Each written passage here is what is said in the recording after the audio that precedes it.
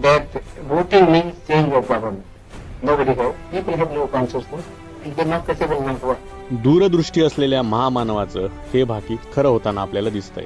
आता महानगरपालिकेच्या निवडणुका सुरू आहेत. बऱ्याच ठिकाणी असं पाहायला मिळतंय की बिनविरोध नगरसेवक निवडून आलेत. समजा एका प्रभागामधला एक नगरसेवक बिनविरोध निवडून आला. हे कसं काय पॉसिबल आहे?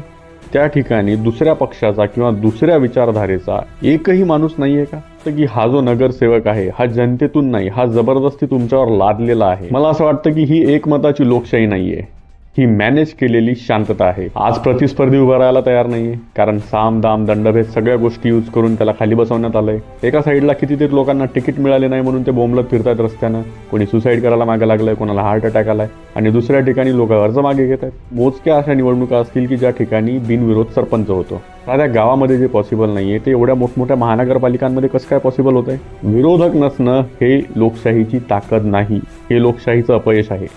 आज जर दुसऱ्या पक्षाचा उमेदवार नाही हे नॉर्मल वाटत असेल तर उद्या मतदान होणार नाही हे सुद्धा लोकांना नॉर्मल वाटायला लागेल. आणि एक साधी गोष्ट आहे, जिथे निवड नाही तिथे लोकशाही नाही, तिथे आहे फक्त सत्ता.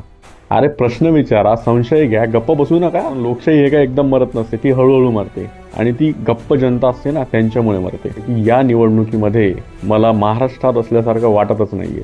ही वाईब आहे UP बिहारची. नगरसेवक किंवा आमदार खासदार कोणी असेल तो जर बिनविरोध